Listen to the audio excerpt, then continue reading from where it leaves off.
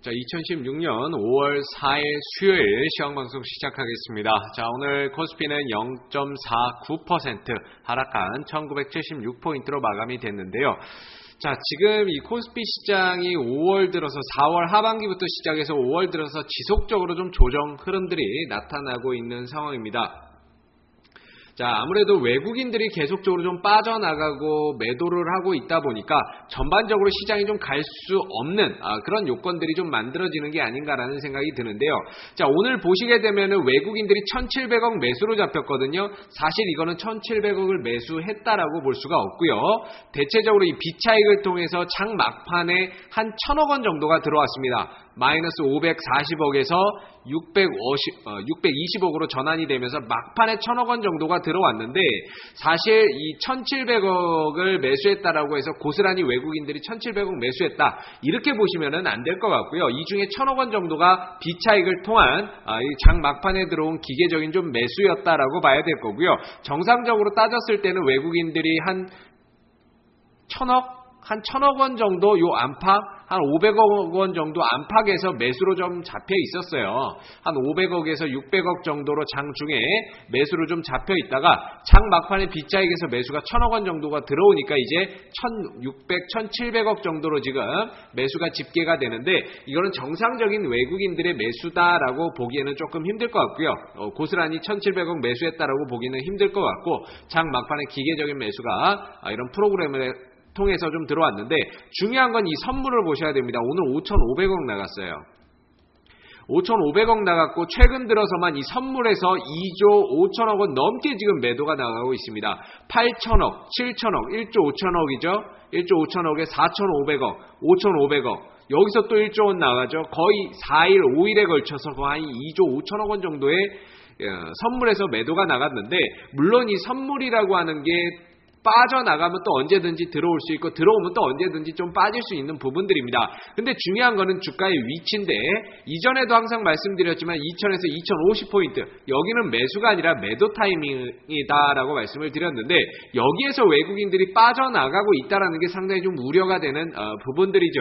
여기서 선물을 매도를 치고 있고, 선물 매도라는 거는 결과적으로 향후에 증시의 방향성을 아래로 좀 보고 있다, 이렇게 좀 볼 수밖에 없다 보니까 아무래도 이 시장이 추가적으로 상승하기는 상당히 좀 어려울 수밖에 없는 그런 여건들이 만들어지고 있는 게 아닌가 싶은데, 중요한 건 우리나라의 수급 구조로 봤을 때는 외국인들이 들어오지 않고서는 절대 올라가기가 쉽지 않습니다. 외국인들이 안 들어오면은요, 시장이 올라가기는 절대로 쉽지 않기 때문에, 외국인들이 들어오지 않는 이 코스피 장세는 어떻게 보면은 안고 없는 찐빵 같은 그런 맛없는 장세다라고 보시면 될 것 같은데, 오늘 삼성전자나 이런 화학, 아모레퍼시픽이나 이런 것들을 제외하고는 특히나 철강, 건설, 기계, 운송 장비 업종이 다 밀렸습니다.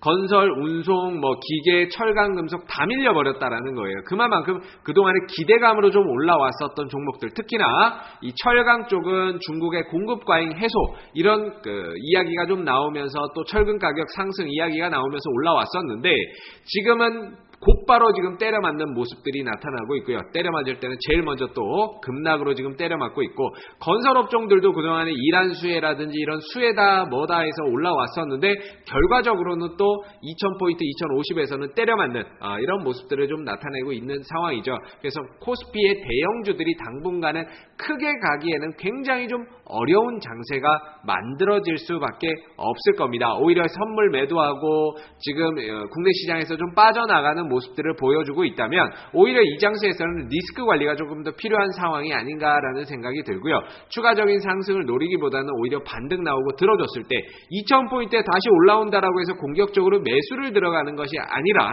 2,000포인트에 다시 올라와주고 반등이 나왔을 때는 밀렸다가 올라오는 반등, 이거를 이용해서 다 매도를 하고 현금을 좀 만들어가는 그런 투자 전략이 좀 필요하다라고 볼 수가 있겠고, 지금 상황에서는 공격적인 매수보다는 오히려 들어줄 때 이용해서 매도, 현금화 전략, 그런 것들을 조금 더 활용을 해서 오히려 조정이 나오고 밀려났을 때 그때 가서 좀 더 저점 매수에 공격적으로 대응을 하시는 것이 훨씬 더 안정적이지 않나, 이렇게 해석을 해서 볼 수 있을 것 같습니다. 당분간은 코스피도 단기 내지 스윙으로 좀 짧게 매매를 한번 해보시고요.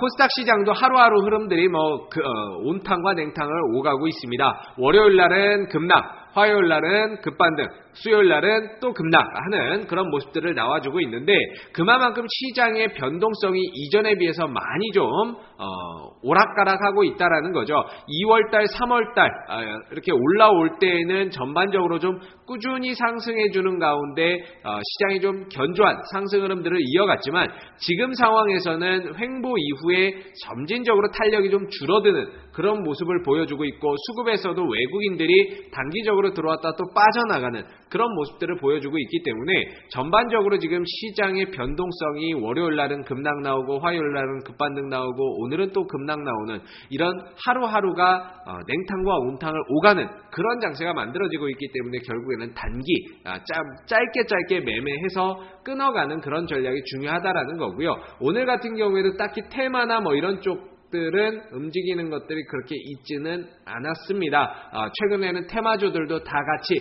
상승하고 움직이는 것이 아니라 오히려 떨어지고 밀리고 그런 가운데서 테마주 내에서 그냥 몇몇 종목만 가요. 그러다 보니까 테마주가 이거 간다라고 해서 이것도 가겠지라고 해서 잡는 매매는 상당히 좀 위험할 수 있다라는 거고 오늘 상승한 종목들도 하락한 종목들에 비해서는 상당히 좀 저조한 그런 모습들이고 다 개별 종목들 이슈 있는 종목들만 급등이 좀 나왔습니다. 쌍용정보통신 이런 종목들 최대 주주 지분 매각 이런 이야기가 나오면서 좀 급등이 나왔었고 그 다음에 이유 없이 올라간 동양 P&F 이런 종목들이 상한가가 나올 정도니까는요. 지금 보시면은 낙폭과대 이후에 못 올라온 종목들만 오늘 올라왔습니다. 결과적으로는 지금은 낙폭과대 이후에 올라오지 못한 종목들을 중심으로 해서 조금 더 다시 살펴보는 그런 전략들이 좀 필요하다라는 거고요. 최근에 좀 많이 올라온 종목들은 때려 맞을 수 있고 조정을 보일 수 있기 때문에 오히려 들어주고 이랬을 때는 매도를 해서 현금을 좀 만들어가는 그런 투자 전략을 좀 구사를 해서 리스크 관리를 좀 해가시는 게 좋을 것 같습니다. 물론 이제 회사가 또 괜찮고 하면 나중에 조정이 나온다 하더라도 다시 올라오고 회복을 해주는데요. 중요한 거는 그 시간이 굉장히 좀 오래 걸릴 수 있다는 점에서 오히려 들어주고 이렇게 좀 들어준 다음에 추세가 꺾이는 종목들은 리스크 관리를 조금 해서 가시는 게 좋고요. 될 수 있으면 낙폭과대 이후에 올라오는 종목들 이런 종목들을 좀 저점에서 공략해서 짧게 끊어먹고 나오는 그런 투자 전략들이 지금은 필요한 그런 상황이 아닌가라는 생각이 듭니다. 그래서 코스닥 같은 경우에는 조정의 가능성을 좀 염두에 두시고 낙폭 과대 종목들 위주로 선별해서 매매하는 그런 투자 전략을 조금 더 활용을 해보시기를 바라겠습니다. 자, 오늘 2016년 5월 4일 수요일 시황방송은 여기서 마무리하도록 하고요. 다음 주 월요일 시황방송에서 다시 찾아뵙도록 하겠습니다. 오늘 수고 많으셨습니다.